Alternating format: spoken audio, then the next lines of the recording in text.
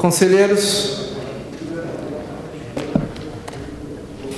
nós já estamos com meia hora de atraso. Eu vou iniciar, então, a sessão. Registro as presenças do conselheiro vice-presidente Roberto Braguin, do conselheiro Maurício Faria e do conselheiro corregedor Eduardo Tuma. Há número legal, está aberta a sessão. Senhor presidente, a notícia da situação do conselheiro Dissei, ele deu alguma informação? Está chegando. Perfeitamente. Há número legal, está aberta a sessão. E anuncio também a chegada e a presença do conselheiro Domingos Dissei. Há número legal, está aberta a sessão. Sob a proteção de Deus, iniciamos os nossos trabalhos. Esta é a sessão especial de número 3.195. Registro ainda as presenças do Dr. Ricardo Panato, secretário-geral desta instituição, e da subsecretária doutora Roseli Chaves. Conforme publicação no Diário Oficial da cidade de São Paulo, de 11 de dezembro do corrente, esta sessão especial destina-se à eleição dos cargos de presidente, vice-presidente e corregedor desta Corte para o exercício de 2021, com fundamento no artigo 153, parágrafo 3º, inciso 2º, combinado com o artigo 25 do regimento interno desta Corte. Esta presidência solicita que, para o bom andamento dos trabalhos desta sessão, todos os participantes mantenham seus telefones celulares na função mudo para evitar ruído. Antes de convocar o escrutinador, esta presidência passa a responder à questão de ordem suscitada pelo conselheiro Maurício Faria na sessão de ontem.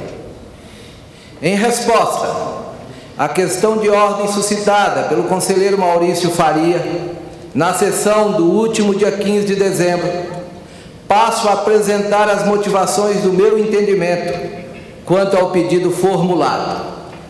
A questão fulcral da qual tratamos na presente momento é a situação excepcional que serviu de fundamento para que o plenário, órgão máximo desta Corte de Contas, justificasse a apresentação de uma autorização regimental excepcional e temporária em sentido amplo para acrescentar o artigo 5º aos atos de disposição transitória do regimento interno deste Tribunal de Contas. A lei temporária, em sentido amplo ou excepcional, pode ser conceituada como aquela apta a atender uma necessidade transitória, tais como calamidade pública, perdurando por todo o período considerado excepcional. Desta maneira, mister-se ater aos considerandos apresentados pelo conselheiro Eduardo Tuma, que serviram de justificativa para a aprovação da resolução número 30 de 2021, no qual retomo a apresentação. Escreveu o conselheiro Eduardo Tuma. 1. Situação de emergência que ainda persiste no Brasil, consequentemente na cidade de São Paulo. 2. Prorrogação da vigência dada ao decreto 59.283 de 2020, que declarou a situação de emergência do município de São Paulo e definiu as medidas de enfrentamento da pandemia decorrente do coronavírus por meio do decreto número 60.050 de 7 de janeiro de 2021. 3. O disposto no artigo 3 do decreto 59.283 de 2020. Este decreto entrará em vigor na data de sua publicação, vigendo enquanto perdurar a situação de emergência decretada no município de São Paulo, redação dada pelo decreto número 60 de 050 de 2021. 4. Disposição do decreto 59.291 de 2020, que declarou o estado de calamidade pública para todos os fins de direito do município de São Paulo e manteve as disposições contidas na Declaração de Situação de Emergência, de que trata o Decreto 59.283, de 16 de março de 2020. 5. Que em 11 de março de 2020, a Organização Mundial da Saúde declarou a pandemia do coronavírus, e em 18 de março do mesmo ano, por meio do Decreto Legislativo número 6 de 2020, foi reconhecido no Brasil o estado de calamidade pública. 5.1, que a Lei 13.979, de 6 de fevereiro de 2020, dispôs sobre medidas de enfrentamento da emergência à saúde pública e importância internacional decorrente do coronavírus responsável pelo surto de 2019, prevê sua validade enquanto estiver em vigência do Decreto Legislativo 06 de 2020. 6. Que a Organização Mundial da Saúde, bem como o Ministério da Saúde, considera ainda presente o estado de pandemia decorrente do coronavírus. 7. Situação excepcional de funcionamento e gestão do Tribunal de Contas do município de São Paulo durante o período de pandemia. Denota-se, inicialmente, que a declaração do estado excepcional de calamidade pública causada pela pandemia do coronavírus não se apresenta como uma análise subjetiva, factual ou interpretativa, mas se fundamenta em norma jurídica emitida por órgão competente e que ainda se encontra em vigência. Ainda, a evidência da situação excepcional vislumbra-se sobre a égide objetiva de constatação. Neste caso, temos uma norma jurídica com vigência empírica no mundo fenomênico, ou seja, ainda estamos diante de uma situação excepcional e tomando medidas aptas a mitigar os efeitos dessa situação. A aplicação do princípio na formação das normas jurídicas de efeitos concretos deve passar pelo crivo da ponderação do intérprete, de forma que não se discute a regra ordinária de sucessão da mesa diretora, mas a condução do TCM durante o período excepcional. Não se nega a observância ou não da aplicação do princípio republicano da alternância da administração, mas de aplicação de uma norma temporária e vigente, com base na representação democrática da maioria do colegiado. Em períodos excepcionais, que envolve calamidade pública e a crise sanitária em curso no mundo, a descontinuidade administrativa é um elemento a ser considerado. Várias ações administrativas na cidade vêm sendo tomadas por diversos órgãos da administração pública municipal, onde o TCM São Paulo está inserido na construção de soluções de enfrentamento da pandemia nos termos do Decreto 59.313, de 27 de dezembro de 2020, que criou a Câmara de Integração Institucional com a participação do Legislativo paulistano e da Prefeitura, no sentido de minimizar os impactos decorrentes de situação de emergência e do estado de calamidade pública resultantes da pandemia provocada pelo Covid-19. Assim, está clara a opção majoritária do colegiado que votou na sessão do dia 15, próximo passado, pela alteração regimental com a aprovação da resolução número 30 de 2021. Respondendo especificamente à questão de ordem formulada no que se refere à aplicação do princípio republicano, passo às minhas considerações jurídicas. Destaco inicialmente a apresentação da ideia de ordenamento jurídico adotado pelo Estado brasileiro e a fórmula de composição e interpretação das normas jurídicas consoante a sua hierarquização.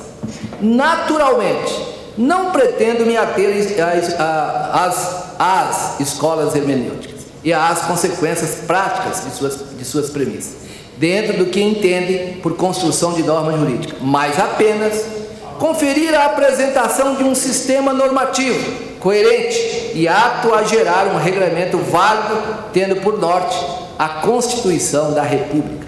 Nesse sentido, trago a lição de Tércio Sampaio Ferraz Júnior, abre aspas.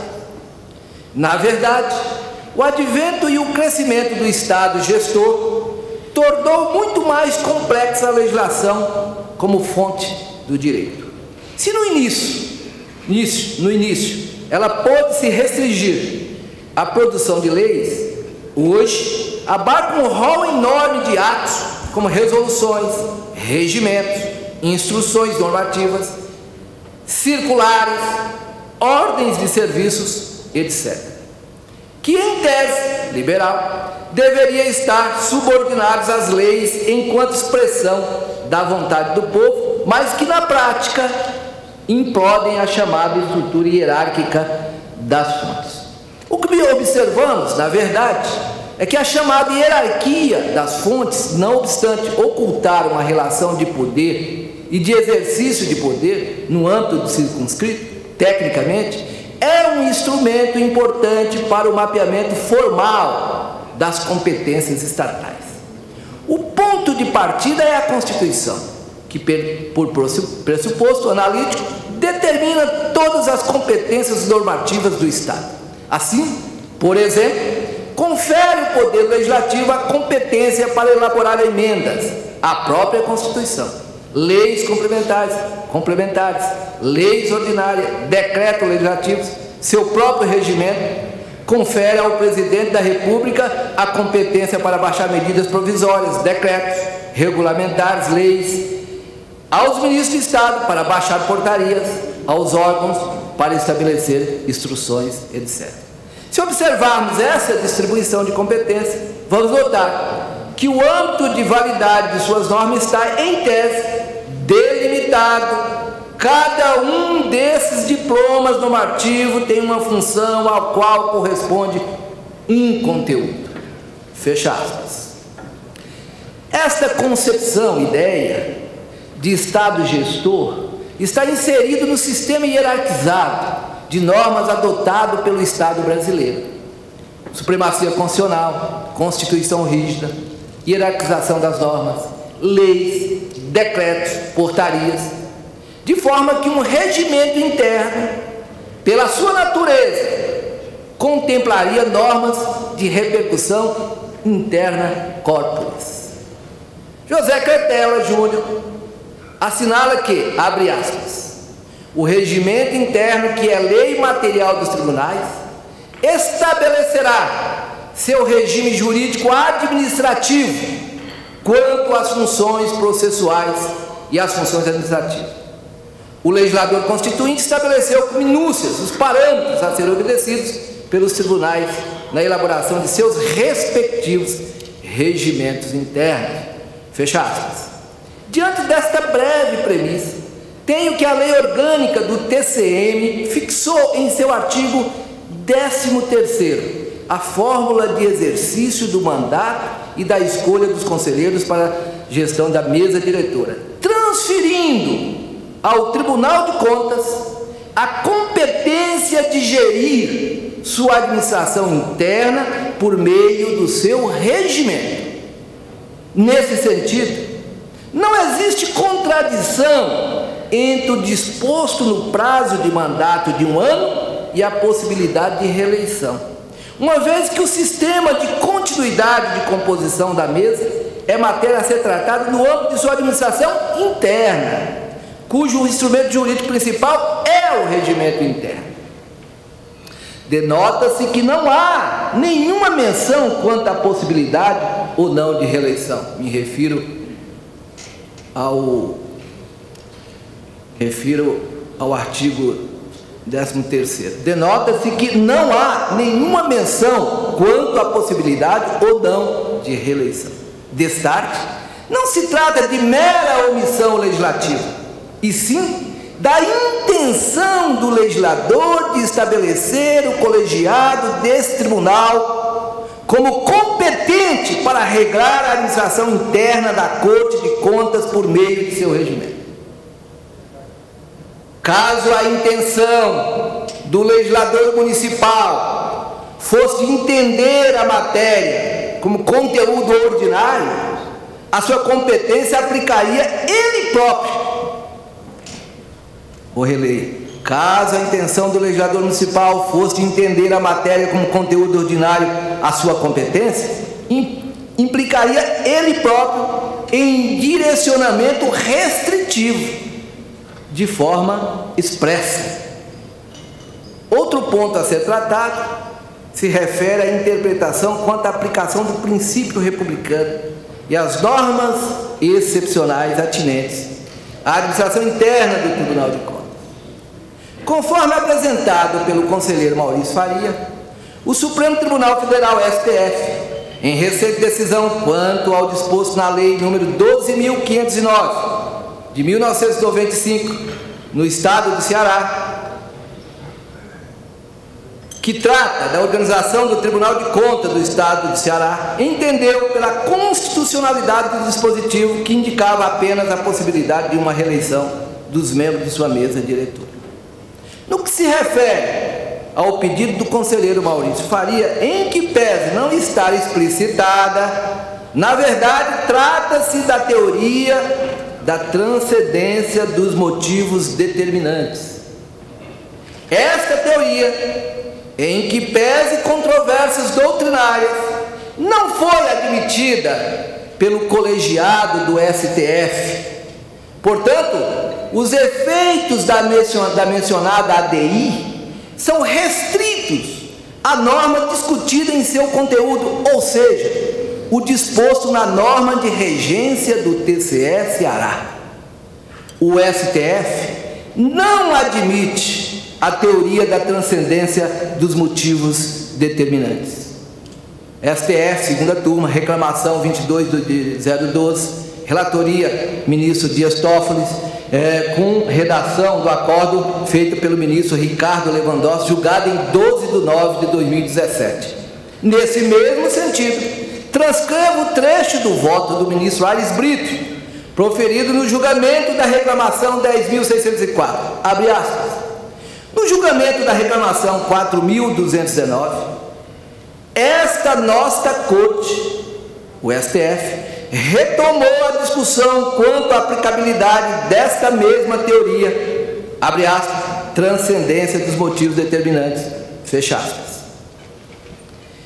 Oportunidade em que deixei registrado que tal aplicabilidade implica prestígio máximo ao órgão de cúpula do Poder Judiciário e desprestígio igualmente superlativo aos órgãos da judicatura de base, o que se contrapõe à essência mesmo do regime democrático, que segue lógica inversa, a lógica da desconcentração do poder decisório, sabido que a democracia é movimento ascendente de poder estatal, na medida em que opera de baixo para cima e nunca de cima para baixo. No mesmo sentido, 5 ministros da Casa esposaram em entendimento rechaçante da adoção do transbordamento operacional da reclamação ora pretendida, ainda do ministro Aires Brito, sem falar que o plenário deste Supremo Tribunal Federal já rejeitou diversas oportunidades a tese da eficácia vinculante dos motivos determinantes às suas decisões. E aqui vem a citação dos ministros, daqueles que acompanham essa teoria: Carlos Veloso, ministro Sepúlveda Pertence, Ricardo Lewandowski, Aires Brito, Marco Aurélio, né? Nesse mesmo sentido, continua ainda a citação do ministro, registra outras diversas decisões do STF que rejeitou a tese, e aí cita Dias Toffoli, acrescenta Carmen Lúcia, etc., que eu vou poupar os colegas de citá-los. Diante das reiteradas negativas da Corte Suprema, entendo que as fundamentações do acórdão redigido pela ministra Rosa Weber não vincula este tribunal.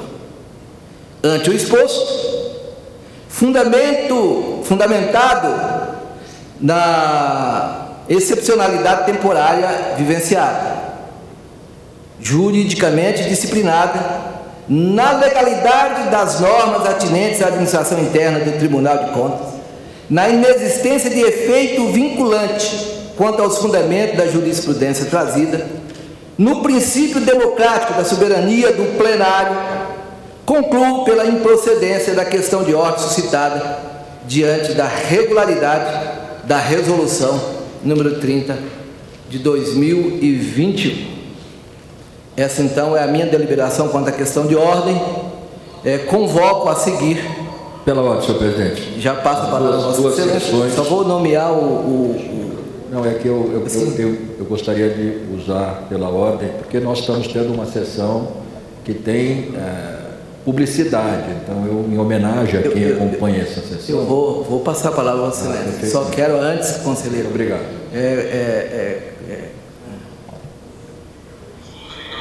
Então, o nosso decano será o escrutinador, né? Apenas comunicar aos conselheiros essa questão. Mais velho? Não, mais velho não. Jovem, porém antigo, experiente conselheiro no Tribunal de Contas. Passe então a palavra agora ao conselheiro Maurício Faria. Serei procurar ser muito breve e muito sintético.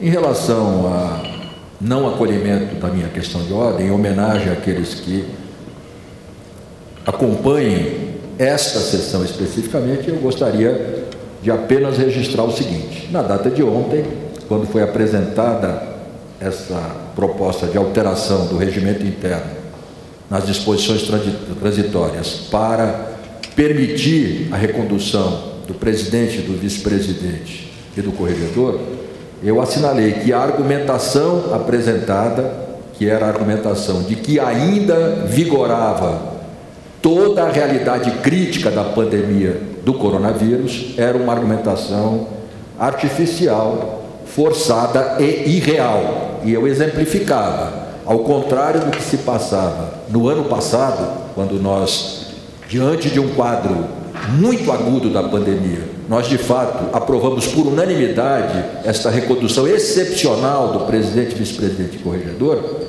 Nós temos agora sessão plenária presencial, conselheiros sem máscara, um certo público acompanhando a sessão, uma retomada cada vez mais ampla do trabalho presencial no tribunal e um conjunto de retomadas das atividades na sociedade, econômicas, culturais e assim por diante. Então, hoje, a dinâmica na sociedade é uma dinâmica de transição para uma normalidade nova.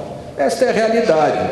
É evidente que essas normativas referentes à calamidade pública, elas ainda são mantidas, mas é evidente também que isso se faz por um motivo de cautela, para que se possa lidar com um eventual risco de recrudescimento da pandemia que não está posto nesse momento. Nós estamos discutindo uma gestão de 2022. Então, não há nenhum elemento que autorize essa, vamos dizer assim, repetição de um quadro de presença avassaladora da pandemia. Nós não temos uma presença avassaladora da pandemia neste instante e não temos esse horizonte para 2022. Então, na verdade, me pareceu e me parece uma argumentação artificial, forçada e irreal. Bem,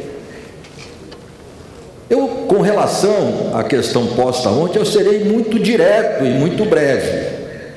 Eu assinalei na minha questão de ordem que o Supremo Tribunal Federal, ao tratar da dedução do princípio republicano contido na Constituição Federal, e ao fazer isso, analisando a situação de preenchimento de cargos de direção internos nas Assembleias Legislativas e em tribunais de contas, o Supremo Tribunal Federal, e agora, mais recentemente, com o voto condutor da ministra Rosa Weber, estabeleceu uma regra muito simples, que é o seguinte: é vedada mais de uma recondução sucessiva para esses cargos de dirigentes. Ou, em outras palavras, a recondução para cargos dirigentes em Assembleias Legislativas e em Tribunais de Contas fica limitada a uma recondução. Isso é muito claro.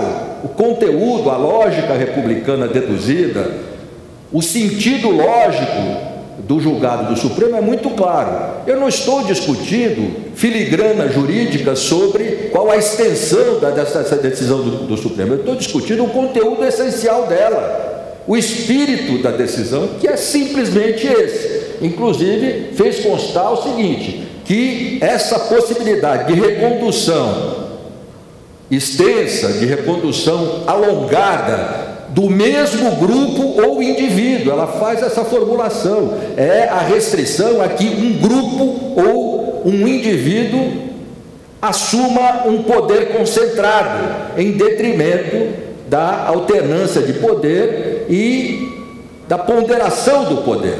Então, essa questão é muito simples, e nós estaremos indo, ao que tudo indica, para a 5ª recondução de Vossa Excelência. O senhor foi eleito para 2018, 2019, 2020, 2021 e agora 2022. É a 5ª eleição do senhor como presidente. Será, ao que tudo indica. Eu espero que ainda haja um rasgo de consciência do colegiado, mas ao que tudo indica, será isso. Se isso corresponde ao espírito daquilo que o STF estabeleceu, 5 eleições sucessivas para presidente, com mandato de 1 ano, porque no nosso caso, ao contrário até de outros tribunais de contas, o mandato estabelecido na lei orgânica é de 1 ano, é 1 ano de mandato com recondução, portanto, para mais 1 ano. O senhor estará tendo o 5º mandato de 1 ano. Se o senhor acha que isso não viola o princípio republicano, tal qual deduzido no Supremo Tribunal Federal pelo voto condutor da ministra Rosa Weber, eu francamente digo ao senhor, é um exercício lógico bastante criativo, bastante criativo. São 5 mandatos de 1 ano sucessivos. Então é essa a questão, é muito simples, muito clara e muito direta. E isso tem um sentido, que é exatamente o que se viu ontem aqui. O que se viu ontem aqui é exatamente essa preocupação presente no voto da ministra Rosa Weber. É a atuação com sentido de poder concentrado de um grupo e de indivíduo. É isso.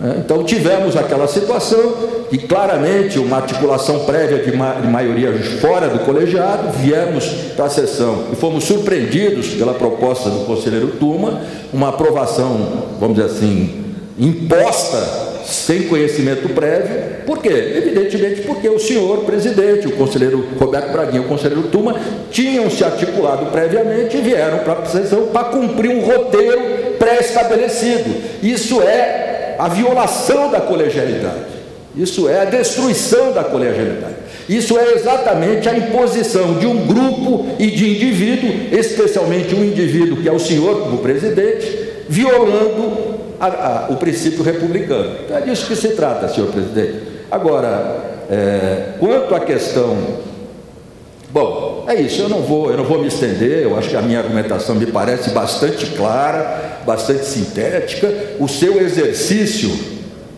de argumentação me parece, com todo o respeito, bastante limitado. O senhor se mostra bastante embaraçado com essa situação, e eu vejo aqui constrangimentos, né, de ter que aceitar essa argumentação de calamidade extrema da pandemia, de presença de uma pandemia aguda, de uma pandemia em estágio radical, como tínhamos o ano passado. Isso é evidente que é artificial.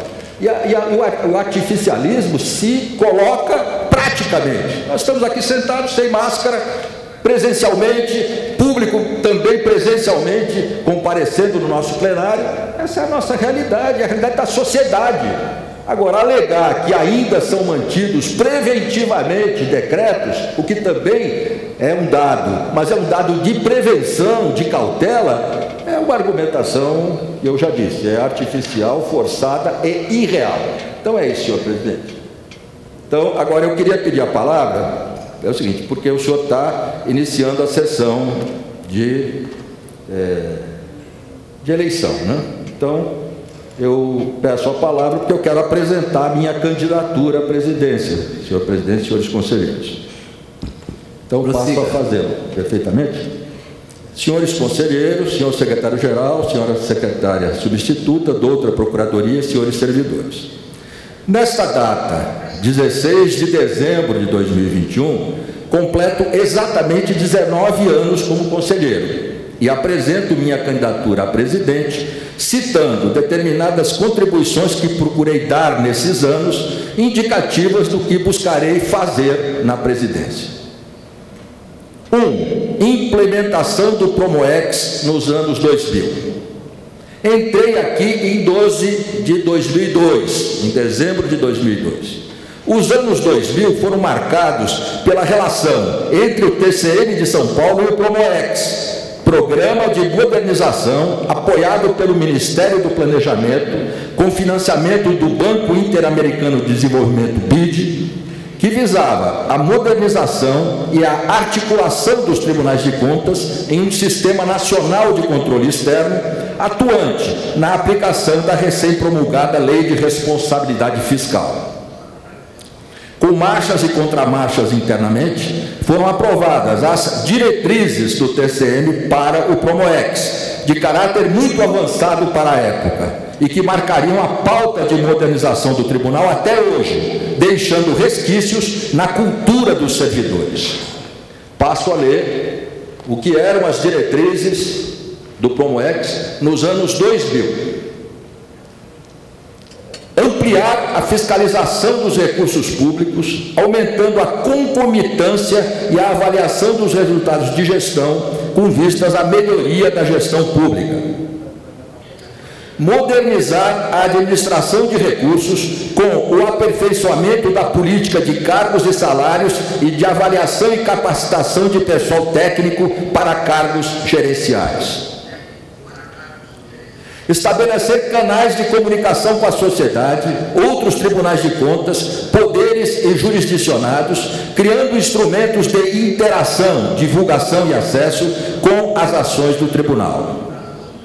Ampliar a tempestividade dos julgamentos, diminuindo o prazo de instrução processual e aumentando a efetividade das decisões.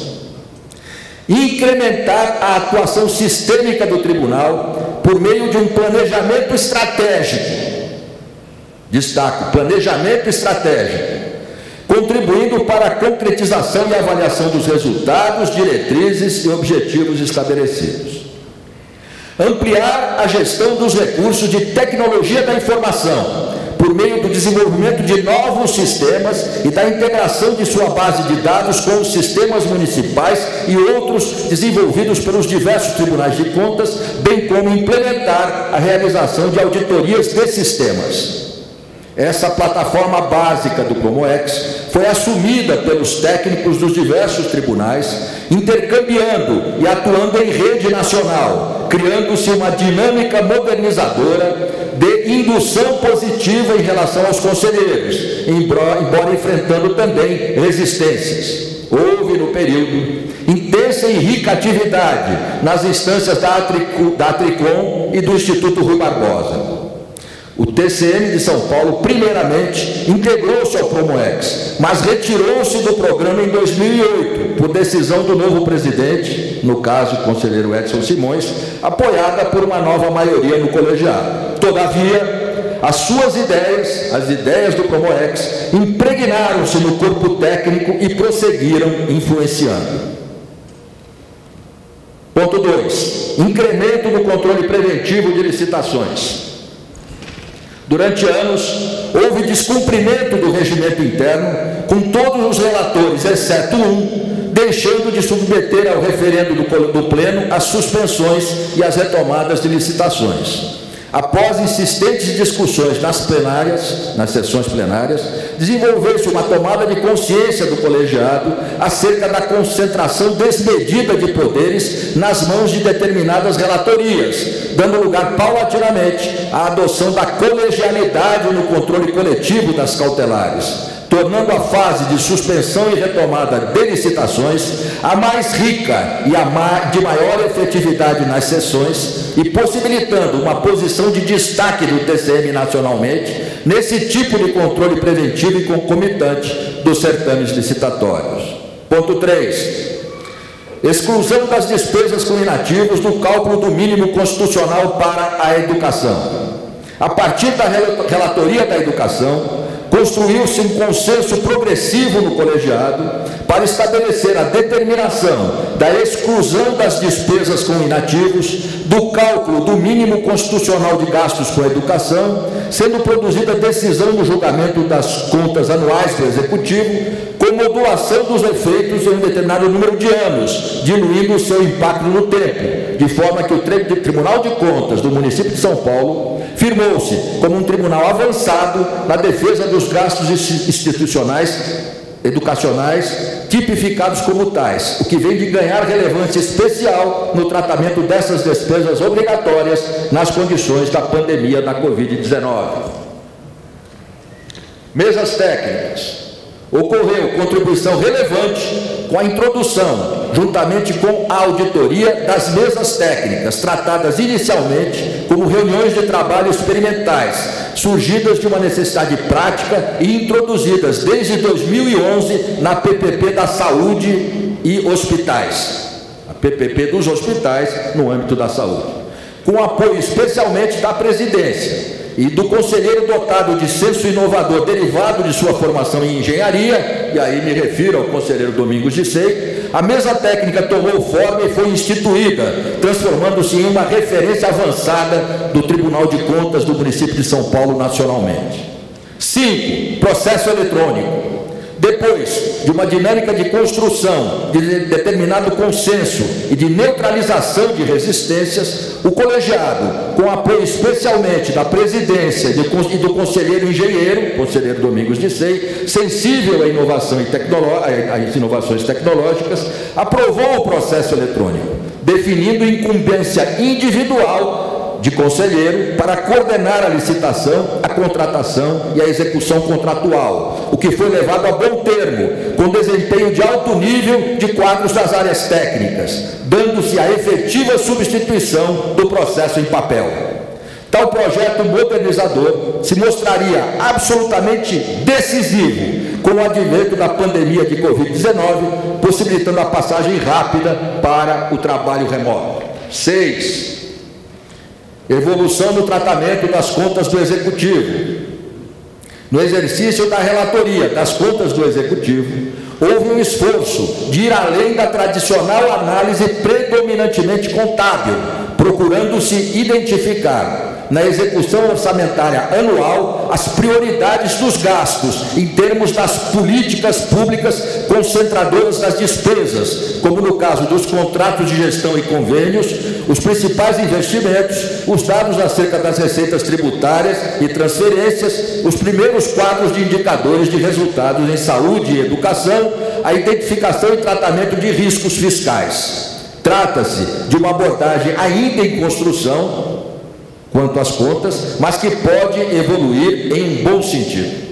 7. Investimento em TI, uso de ferramentas tecnológicas no controle, inovação em sistemas. Houve a defesa continuada da ideia de que o uso da tecnologia constitui o futuro do controle externo, combinando fiscalização automática por sistema, seleção por algoritmo em malha fina e atuação presencial de auditores, nos moldes da Receita Federal. Tem sido repetida essa referência à Receita Federal como modelo exemplificativo do uso de sistema.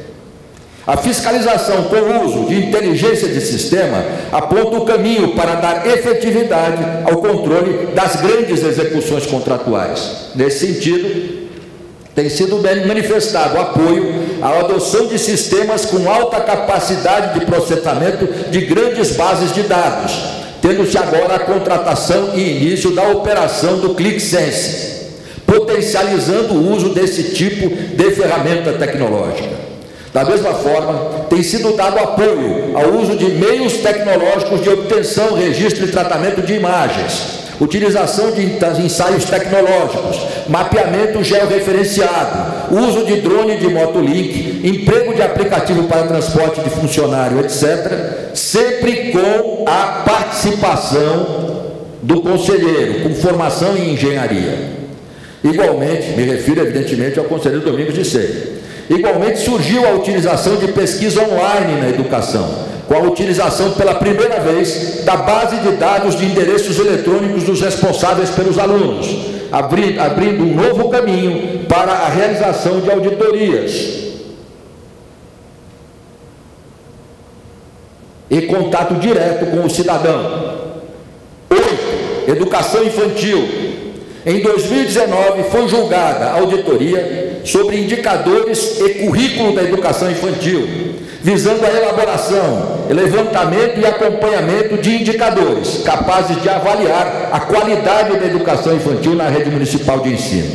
Internamente, foi uma experiência inicial com sentido de auditoria operacional, ainda que na época não fosse dada essa denominação utilizada. Para Para o planejamento desse trabalho, houve participação de especialista externo.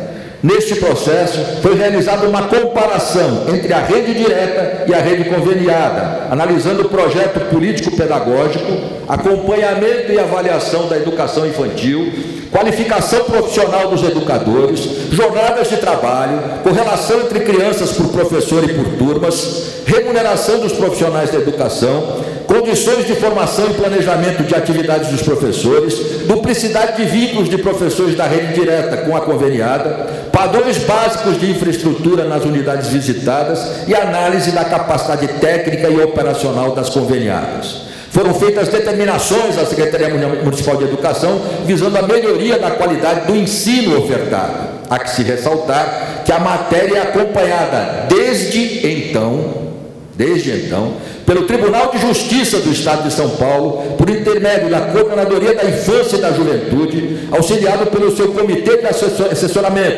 pois o tema contempla aspectos abordados no acordo judicial homologado em 14 de setembro de 2017. A contribuição dessa auditoria consistiu, principalmente, em abordar o serviço de creche como atividade educacional. 9. Inovações na escola de contas. Na atuação em relação à escola de contas, apesar das circunstâncias criadas pela Covid-19, impondo a suspensão das atividades presenciais, promoveu-se maior autonomia da direção própria da escola, a qual reestruturou a gestão administrativa e pedagógica e procurou desenvolver um sentido inovador, por meio especialmente da criação do Observatório de Políticas Públicas. Este partia da ideia de que o tribunal já produz informações esparsas sobre tais políticas, cabendo então reuni-las, organizá-las e sistematizá-las por meio de um observatório especializado. O projeto atraiu atenção e interesse, gerando parcerias estabelecidas com o Instituto de Estudos Avançados da USP, Universidade 9 de Julho, Uninove, Universidade Federal do ABC, Fundação Getúlio Vargas, FGV e Fundação TID Setúbal, com a realização de diversos eventos e criação de grupos de trabalho temáticos, com a participação das áreas técnicas do Tribunal de Contas do município. Lançadas as bases, é de se esperar que o Observatório de Políticas Públicas tenha pleno desenvolvimento pela contribuição que pode dar para o controle externo, o controle social e os estudos de políticas públicas. 10. Publicização dos relatórios de auditoria. Durante anos, houve insistência na aplicação da Lei de Acesso à Informação quanto à publicidade dos relatórios de auditoria, dentro de um processamento nacional pelos tribunais de contas, coordenado pela Tricom. Após superação de resistências internas, novamente com o engajamento do conselheiro com formação em engenharia, o conselheiro de SEI, o Tribunal de Contas do município de São Paulo regulamentou a publicização dos relatórios, uma vez cumprida a garantia constitucional do contraditório e ampla defesa para o auditado, e a implementação plena dessa medida de transparência ativa ainda se encontra em processo de consolidação, mas suas bases estão estabelecidas. 11. Direitos processuais do terceiro interessado. Após muitas discussões em plenário e tendo em vista o surgimento da decretação de nulidade de acordos do TCM pelo Poder Judiciário, passou a ser cumprida a previsão regimental de chamamento ao processo do terceiro interessado, na figura em geral da contratada, superando-se essa pendência procedimental e dando mais estabilidade jurídica aos julgados. 12. Robustecimento em caráter vinculativo do Plano Anual de Fiscalização PAF. Tem havido esforço de aperfeiçoamento na formulação do PAF, com a defesa de que seja efetivamente um planejamento anual dos trabalhos da auditoria, expressando critérios de prioridade na seleção dos processos a serem abertos, ponderando-se o valor do gasto público, o interesse público envolvido e o risco, mas, sobretudo, construindo-se um caráter vinculativo do plano em relação aos conselheiros relatores, para que haja uma delimitação para a emissão de ordens de serviço fora do que foi planejado. Essa dosagem planificada das cargas de trabalho dos auditores deve vir a ser o grande ponto de partida para se ter menos processos, melhor selecionados, mais aprofundados, mais céleres e julgados com maior efetividade. 13. 13, maior efetividade dos julgados. Na medida em que, em meio a muitas discussões, ganhou importância crescente na sessão plenária o controle preventivo de licitações, com os referendos das suspensões e das autorizações de retomadas de certames licitatórios, evidenciando a efetividade direta dessas decisões cautelares, sobressaiu também a baixa efetividade, em regra, dos julgamentos das matérias da pauta ordinária, com o que vem ganhando corpo o debate acerca da utilidade dos julgados, com prioridade para os contratos ainda vigentes e suas execuções contratuais, reanálise da sistemática recursal, que retarda a efetividade do trânsito em julgado e, sobretudo, a aplicação do poder geral de cautela, para determinar à contratante a eventual rescisão do ajuste, quando constatado o vício insanável com prejuízo ao erário. 14. Indução ao desenvolvimento do SIGA Saúde, acordo no TC 943 de 2009. No exercício da relatoria da saúde, houve atuação na instrução e julgamento de inspeção acerca de pendências da regulação, envolvendo a articulação entre as demandas surgidas em pedidos médicos e as ofertas dos respectivos serviços de saúde, especialmente para consultas de especialidades, exames e cirurgias. A inspeção constatou procedimentos obsoletos e ineficientes, com anotações das demandas médicas em papel, busca manual por meio de telefonemas às unidades ofertantes, registros da listagem da fila em cadernos, protocolo de ingresso na fila por escrituração manual, enfim, baixa utilização de sistema informatizado e inexistência de protocolo eletrônico como ferramentas de regulação. O acórdão produzido serviu como meio insistente de indução de boas práticas pela Secretaria da Saúde, aperfeiçoando-se paulatinamente a regulação com o uso de tecnologia. Essa alavancagem, estimulada pelo controle externo, junto com iniciativas técnicas e de gestão da própria Secretaria, contribuiu para o desenvolvimento paulatino do SIGA Saúde, que hoje é visto de fora do município como uma experiência avançada de regulação, cuja metodologia e uso de TI destacaram-se na articulação entre demanda e oferta durante a pandemia da Covid-19. Ao mesmo tempo, outros itens de aperfeiçoamento da gestão da saúde aparecem no escopo da atual parceria com o BID. 15. Contribuições para o planejamento estratégico. Participação ativa, com ideias e propostas na elaboração do planejamento estratégico, abordado desde o Promoex e ainda em consolidação como direcionador efetivo das ações do TCM, tendo apresentado propostas de missão e de iniciativas que expressam uma síntese sobre os rumos gerais do Tribunal. A proposta de missão que foi apresentada, aspas, exercer o controle externo, especialmente o preventivo e o concomitante, das principais licitações e execuções contratuais, produzir informações estruturadas, promover a avaliação das políticas públicas e coibir a corrupção, fomentando a integridade, visando a melhoria dos serviços municipais em prol da sociedade, fecha aspas.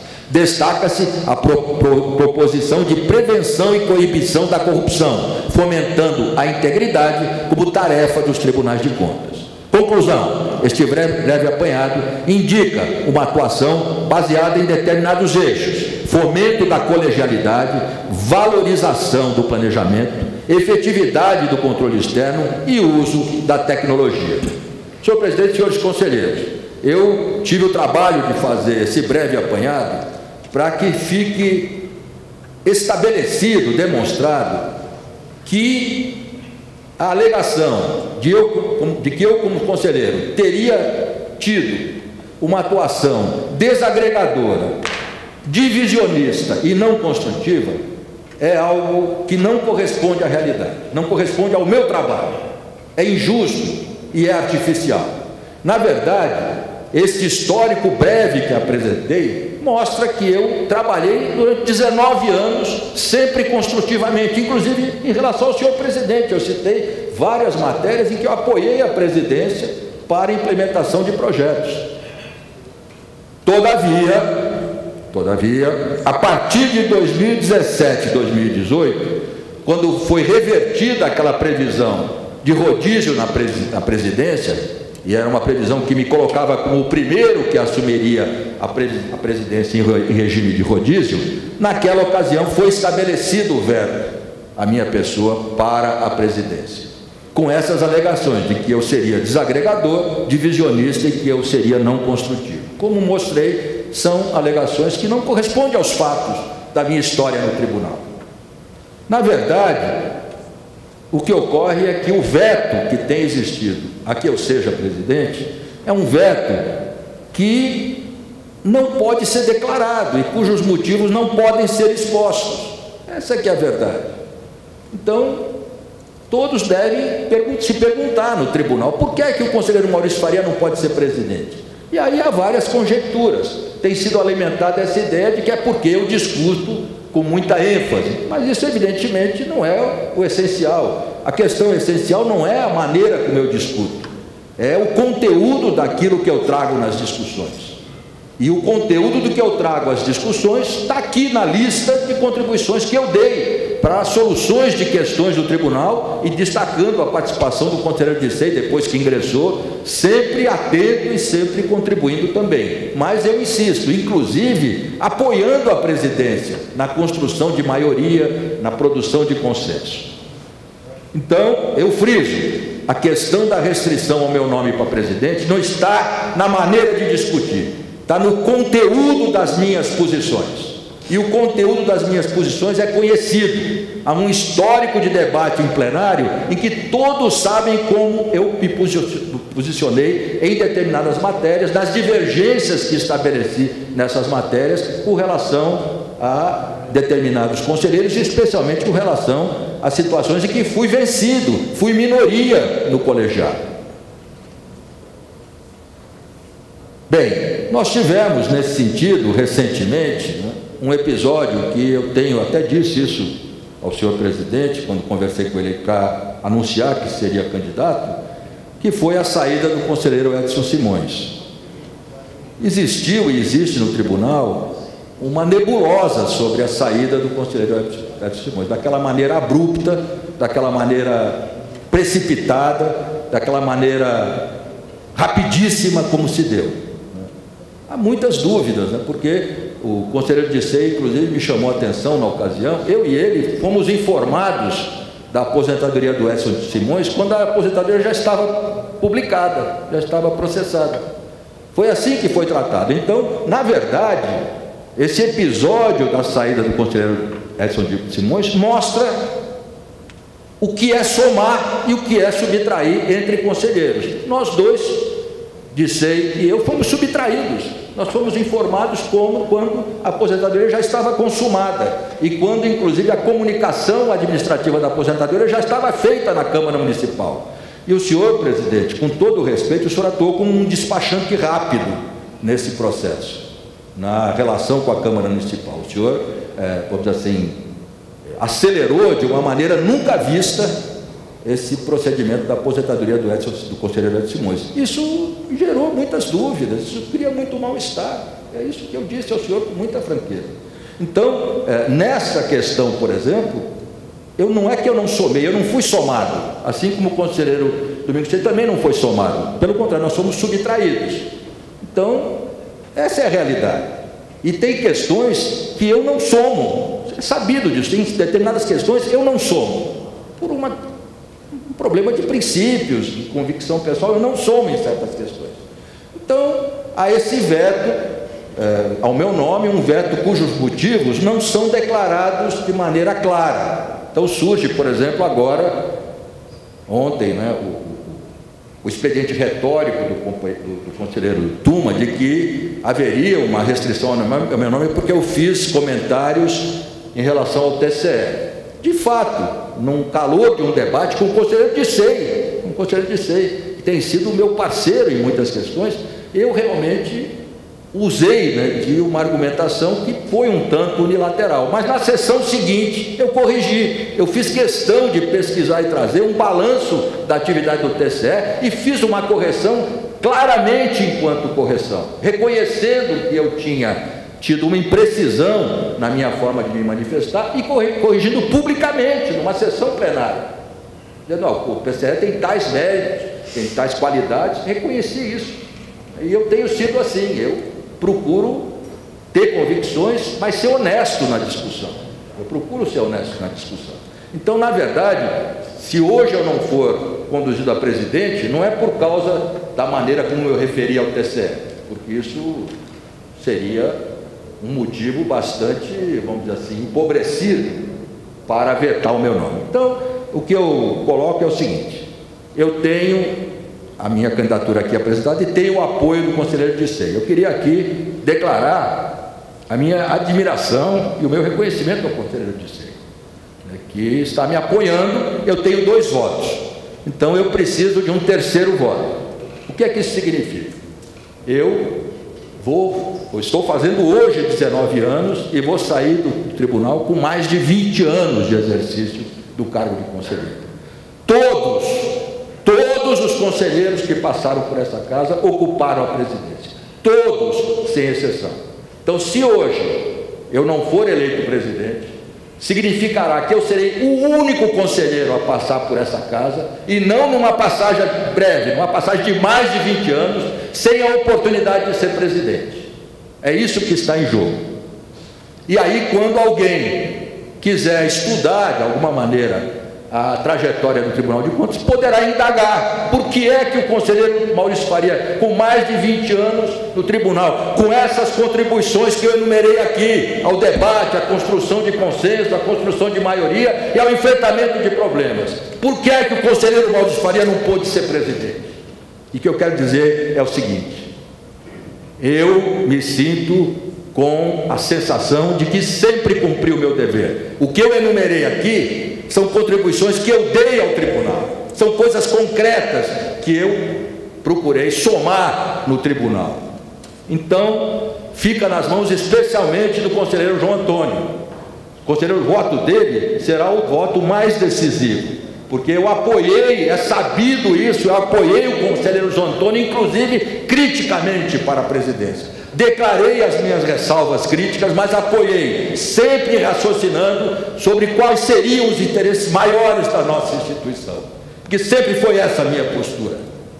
Então, nós iremos agora para uma votação que ou fará justiça a mim, ou fará injustiça a mim. Está nas mãos de 3 conselheiros, conselheiro Tuma, conselheiro Braguinho, conselheiro João Antônio, mas especialmente na mão do conselheiro João Antônio, que então ficará com essa incumbência de vetar o meu nome, de produzir esse fenômeno de um conselheiro que passará 20 anos pelo tribunal, mas não 20 anos sem registro, não 20 anos diluídos, 20 anos com essa contribuição que eu sempre procurei dar. Então, é disso que se trata, e eu mais uma vez agradeço o conselheiro Dissei, uma pessoa que eu passei a admirar, e admiro mais ainda nesta sessão plenária. Então, muito obrigado, senhor presidente e senhores conselheiros.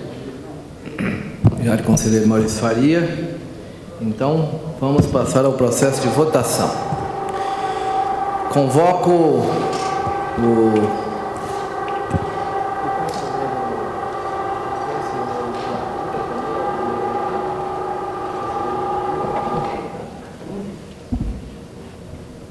Então, eu convoco o conselheiro Maurício Faria para votar para presidente, cargo de presidente.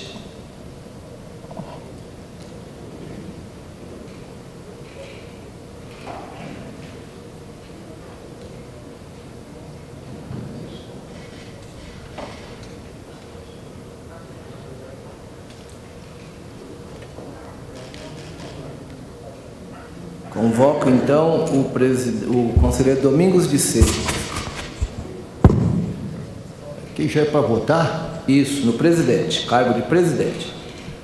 Presidente, eu vou votar no conselheiro Maurício Faria, porque já existe precedente nas anteriores que anunciando. Então eu já anuncio ele. Mas deposito o voto, porque tem que ser assim. A formalidade? Tem que ter a formalidade do voto. É porque eu não sei se ano passado eu anunciei o voto também do João. Bom, mas tudo bem. Eu vou como existe o precedente, eu vou já anunciar meu voto.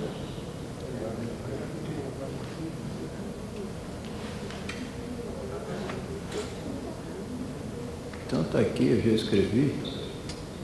Os outros votos, eu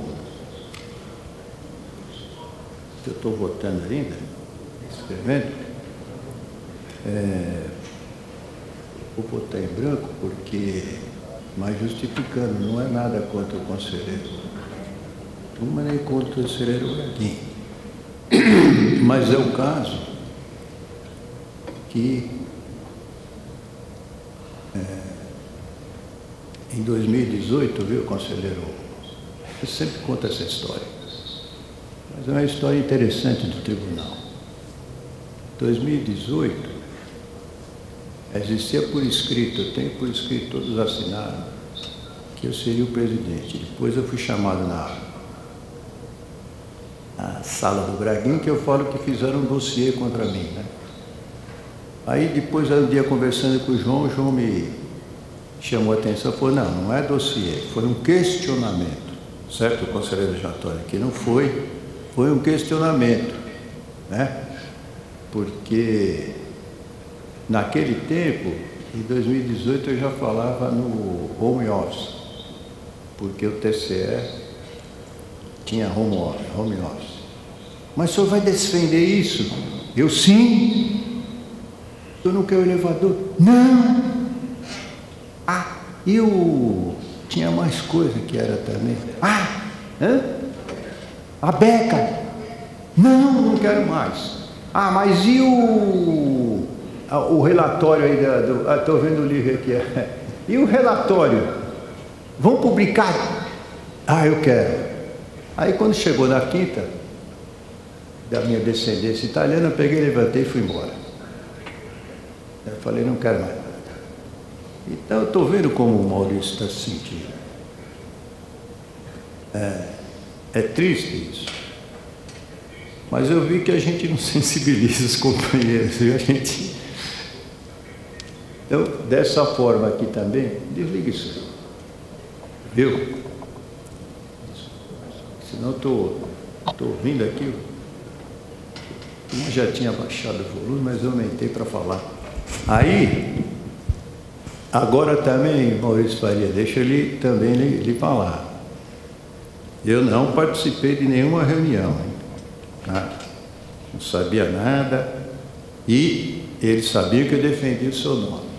Eu disse isso, conselheiro Dicey, eu disse isso. Eu vi, mas eu estou só lhe afirmando que eu não... Uma lealdade absoluta. Pois não, e por quê?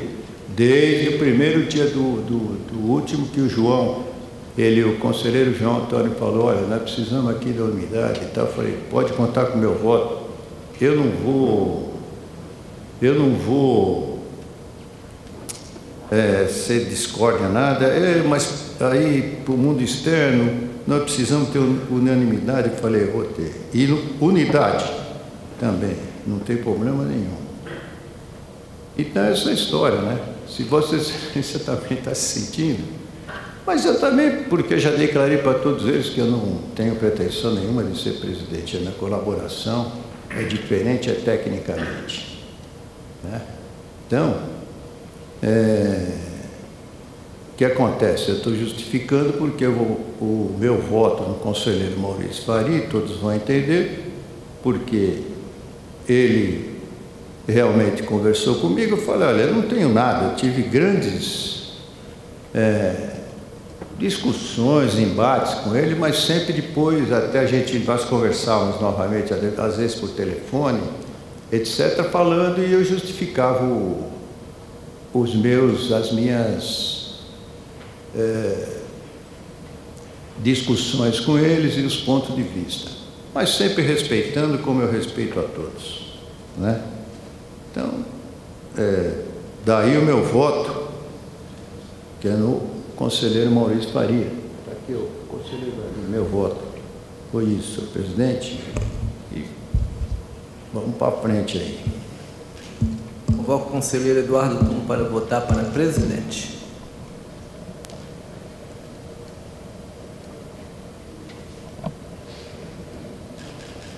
Conselheiro vice-presidente, Roberto Braguin. E este presidente volta por...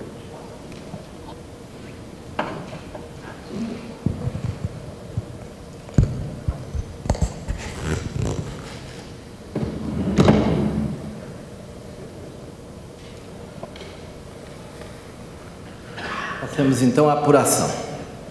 Primeiro voto, conselheiro Maurício Faria.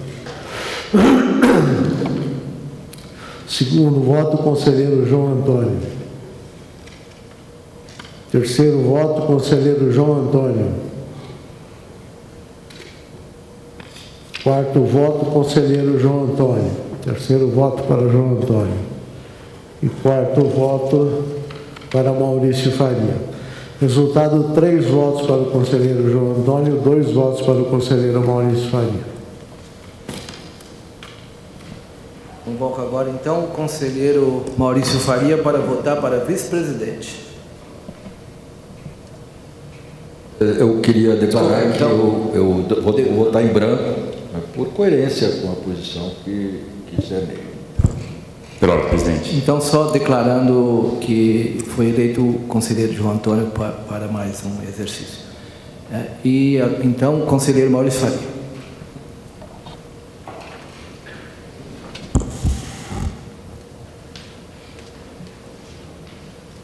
Pela ordem, presidente. Pois não, conselheiro, tem a palavra. Me parece de bom tom assim fazê-lo, apesar do conselheiro Maurício Faria já ter posto seu voto em urna e o conselheiro Tsei também tê-lo feito na declaração que faria em branco as outras 2 votações. Mas eu queria, para que a maioria fosse formada em plenário, colocar meu nome à disposição para ser vice-presidente do Tribunal de Contas do município e peço então aos colegas apoio e voto, pelo menos de 3 votos, para ser eleito dessa forma. Conselheiro Domingos Vicei, para votar para vice-presidente.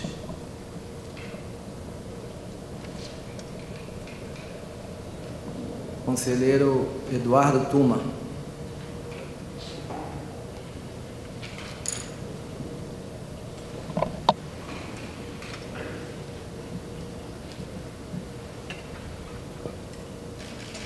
Conselheiro Roberto Braguin. Conselheiro.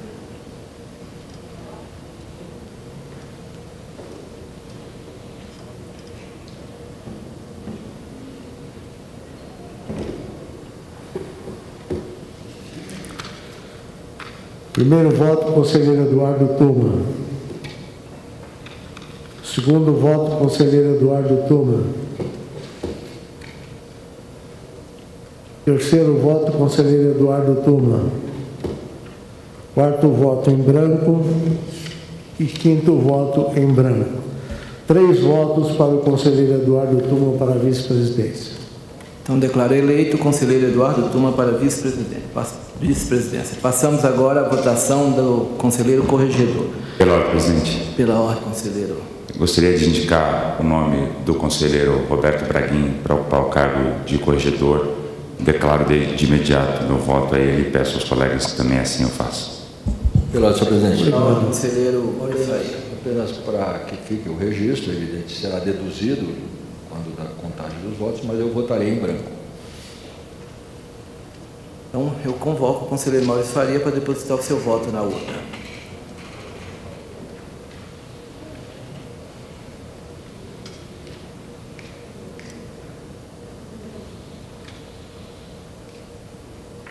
Conselheiro Domingos Vicei.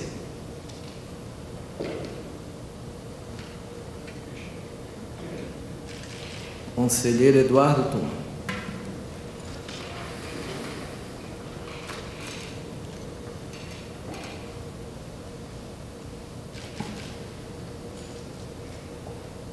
Conselheiro vice-presidente atual Roberto Braguin e conselheiro presidente.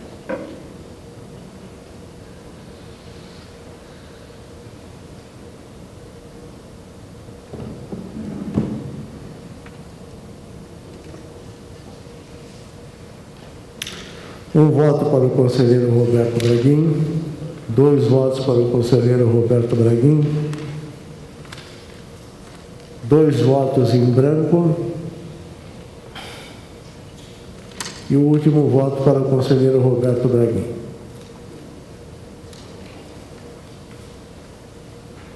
Então, declaro eleito o conselheiro Roberto Braguin. Então, ficam para o próximo ano eleito para presidente conselheiro João Antônio, vice-presidente Eduardo Tuma, corregedor Roberto Braguin, assim proclamado o resultado. A palavra concedida aos conselheiros. Pela ordem, senhor presidente. Pela ordem, conselheiro Maurício Faria. Então, vamos dizer assim, confirmou-se aquilo que já estava delineado desde ontem, né? Ou seja, esse bloco, né, de conselheiros, de 3 conselheiros, conselheiro Eduardo Tuma, conselheiro Braguin, conselheiro João Antônio, com essas providências que já se tornaram habituais de alteração casuística do regimento interno na véspera da eleição e criando, então, essa realidade que eu entendo que traz à mente o teor do voto da ministra Rosa Weber quando fala do assambarcamento do poder por um grupo ou por um indivíduo. Então, é isso que nós temos. Agora, eu queria, senhor presidente João Antônio, me dirigir especialmente ao senhor. O senhor se considera um grande estrategista, e o senhor foi o articulador principal desse bloco que hoje exerceu a sua condição de maioria. Eu queria dizer ao senhor o seguinte: eu vejo com muita preocupação os rumos do Tribunal de Contas, vejo com muita preocupação, e acho que o senhor está caminhando para uma realidade difícil, muito francamente. Por quê? Porque é sabido, em 1 ano e meio eu estarei saindo. Salvo algum terremoto da vida institucional e política brasileira, que não está descartado, mas salvo esse terremoto, nós teremos a indicação de um outro conselheiro sob a influência política, sob o predomínio político do atual prefeito e do atual presidente da Câmara Municipal. Então, com um perfil que é de se imaginar que seja assemelhado ao perfil do conselheiro Eduardo Tuma. O conselheiro Eduardo Tuma tem revelado, né, um impulso de poder e um apetite por poder bastante intensos. Ontem, por exemplo, a resolução sobre a Escola de Contas mostrou isso. E hoje, eu até neste ponto exatamente fui surpreendido, porque, ao que tudo indica, já está previsto o conselheiro Tuma como presidente para o ano que vem, na medida em que ele está sendo eleito para vice e deslocando o conselheiro Braguin dessa posição. Então, parece que, então, esse bloco, ao fazer os seus acordos de poder, já prevê o conselheiro Tuma como futuro presidente. Então, o que eu digo ao senhor é o seguinte, conselheiro João Antônio: quando vier o novo conselheiro, e quando eu estiver, então, fora do tribunal, a realidade terá uma alteração significativa. Eu tenho muito claro isso. Eu não sou uma pessoa arrogante quanto ao meu papel pessoal, mas eu tenho consciência do meu papel. Eu sei que as sessões plenárias sem mim serão diferentes. Os debates serão diferentes sem o tipo de participação que eu tenho.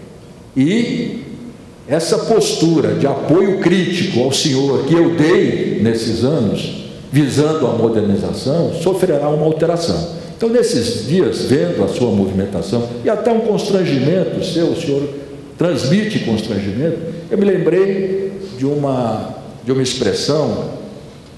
Quando eu era militante na juventude, havia um dirigente comunista, que morreu debaixo de tortura, sem abrir nada aos torturadores. E esse dirigente tinha uma expressão, que era uma expressão muito interessante, que era almirante de copo d'água. É isso só que eu queria registrar com o senhor.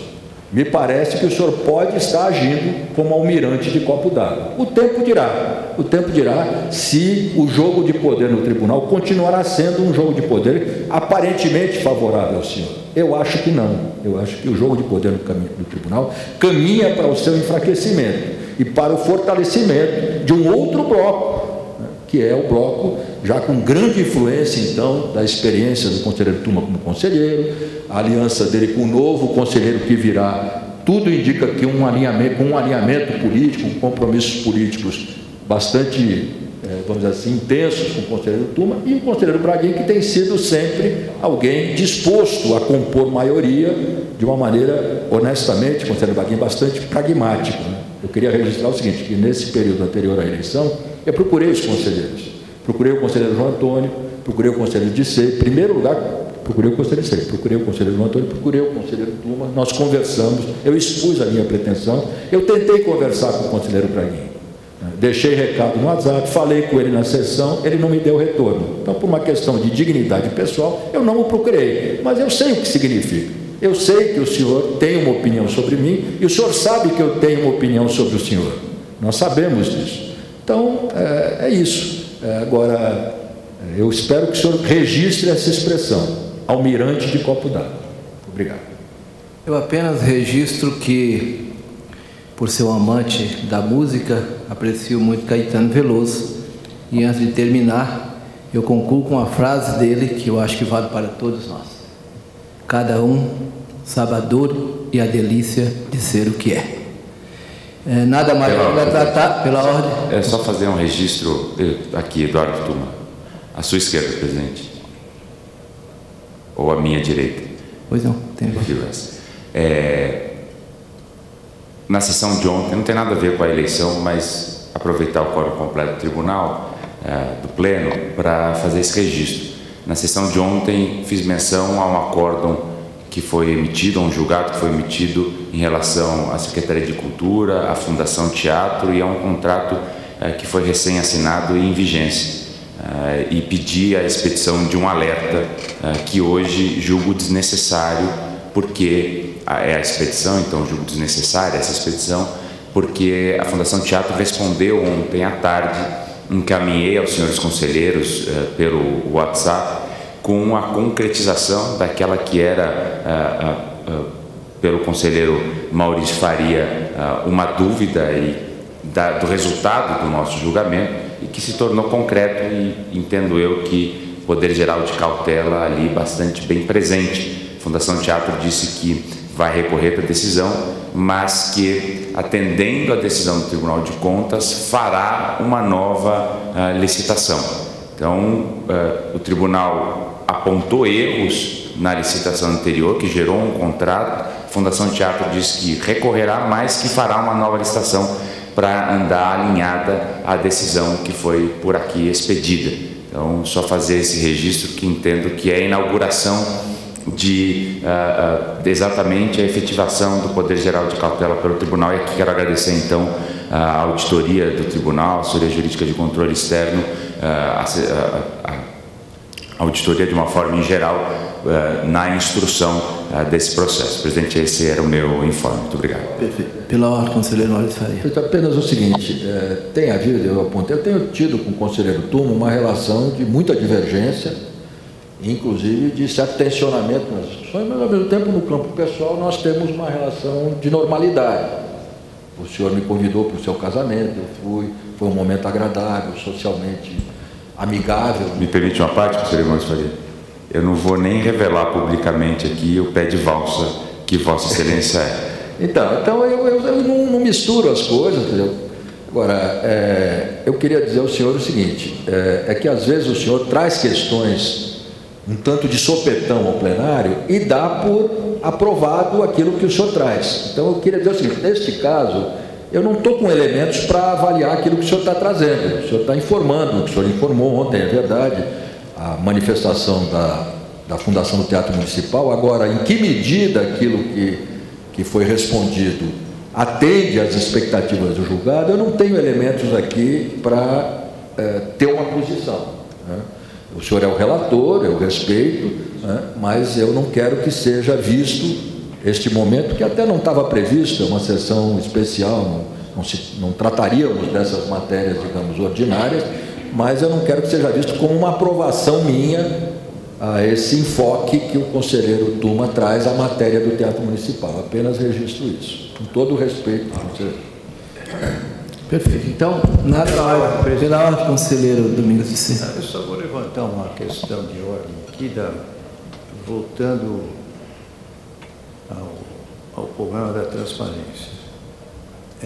Ontem eu também fui pego de surpresa com as duas delegações do conselheiro Tuma, né, as resoluções. Pelo ETCM, às 14h31, foi enviado para o presidente, olha, eu vou enviar 2 resoluções. Certo? O termo não era mais ou menos isso. Mas não tinha as resoluções. Né? Eu não sabia qual era a resolução. A não ser que Vossa Excelência entregou pessoalmente a resolução lá. E o presidente, que eu estou falando isso porque é a resolução que eu vou apresentar, né? Depois, o presidente recebeu as resoluções, as propostas, mas não enviou para a gente. E é o que a minha turma fica fuçando no ETCM. Quer dizer, esse tipo de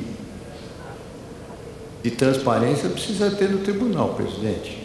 Acho que é um compromisso já novo presidente, novamente, pela 5ª vez, ter isso, não pode ler aqui. Eu, por exemplo, eu me sinto, eu até coloco quando projetar, porque ler uma resolução, minha cabeça não acompanha, sabe?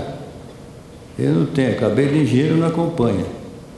E olha que eu fiz escola boa, fiz tudo, mas minha cabeça é difícil, então tem que ter essa transparência. Tanto é que eu vou botar, precisa dar. Quer votar na mesma sessão, pode, qualquer coisa e tal, mas a gente precisa ter, porque ontem eu fui pego de surpresa. Mas no tribunal tinha as 12, não sei que era, 14h31, sei lá. Eu verifiquei que Vossa Excelência recebeu. Não é possível que o seu gabinete não vê isso. O gabinete da presidência. Mas não tinha as resoluções. A resolução é lida aqui. Fica uma coisa, então aqui fica a minha ressalva. Já estou até adiantando que eu vou, a bem da transparência, poder público, apresentar essa resolução. Perfeito. Nada mais havendo a tratar, esse presidente dá por encerrada a presente sessão.